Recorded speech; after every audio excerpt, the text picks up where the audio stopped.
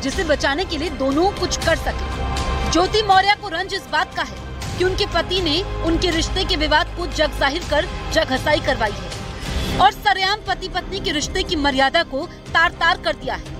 अब इसके बाद कुछ बचा नहीं है जिसके लिए ज्योति मौर्य आलोक के साथ एक पल भी रहने की सोचे। इसीलिए ज्योति मौर्य ने साफ साफ कह दिया है कि वो चाहे जो करेंगी, लेकिन अब अपने पति के साथ जिंदगी गुजारने की सोच भी नहीं सकती।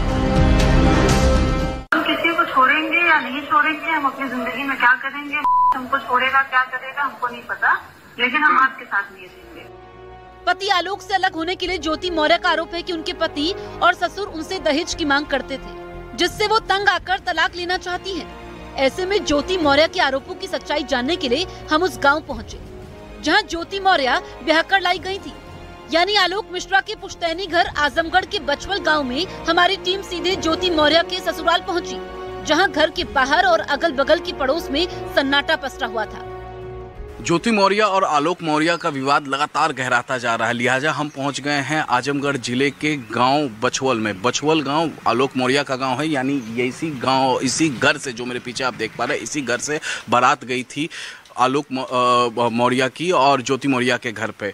राम मुरारी मौर्य इस वक्त घर के अंदर मौजूद हैं, जो कि राम मुरारी मौर्य आलोक मौर्य के पिता हैं। और ये घर आप देखिए, ये जो घर है ये आलोक मौर्य का घर है और पिता जो राम मुरारी मौर्य हैं उनकी तबीयत नासाज है, तबीयत ठीक नहीं है। जब से ये मामला हुआ है, बीपी के मरीज बन चुके हैं वो, डॉक्टर से लगातार उनका इलाज चल रहा है। साथ ही साथ इसके अलावा अगर हम बात करें तो शुगर के भी पेशेंट हैं, डिप्रेशन में भी गए हैं। और अगर हम गाँव वालों की बात करें तो आस-पास के गाँव में, जरा तस्वीरें दिखाइए, पास के गांव में जितने भी लोग हैं ये भी कोई कुछ बोलने को यहाँ पर तैयार नहीं है। ज़्यादातर घरों में आप देख पा रहे हैं कि ताले लगे हुए हैं, क्योंकि जब से ये मामला निकल कर सामने आया है तमाम मीडियाकर्मी यहाँ पर पहुँच रहे हैं, बातचीत करने की कोशिश कर रहे हैं। और जितने भी घर हैं यहाँ पर सब में ताले लगे हुए हैं। यहाँ पर सभी घरों में आप देख सकते हैं यहाँ पर कि ताले लगे हुए हैं। लगातार अब ज्योति मौर्य और आलोक मौर्य का जो विवाद है वो गहराता जा रहा है। वहां पहुंचकर हमें पता चला कि ज्योति मौर्य के ससुर राम मुरारी मौर्य को जब से बेटे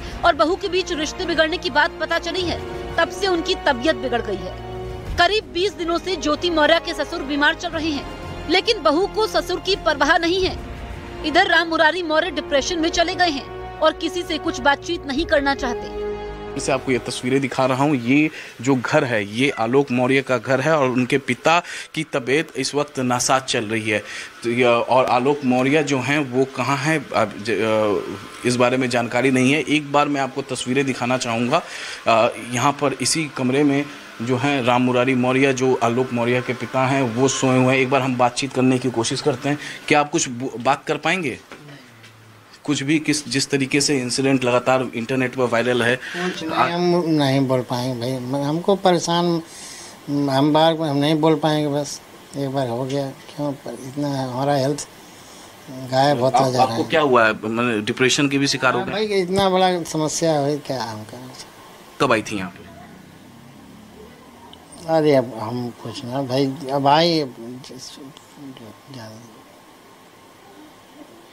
तो फिलहाल ये बात करने की स्थिति में नहीं है। देख पा रहे हैं कि तबीयत नासाज है, दवाइयाँ उनकी यहाँ पर रखी हुई है। लगातार जब से ये मामला निकलकर सामने आया, ज्योति मौर्य ने जो तमाम आरोप लगाए, उन आरोपों के बाद इनकी तबीयत यहाँ पर बिगड़ गई है। ये ज्योति मौर्य के ससुर पहले तो हमसे बात करने को तैयार नहीं हुए, लेकिन थोड़ी देर बाद वो अपनी बहू की करतूत पर रो पड़े।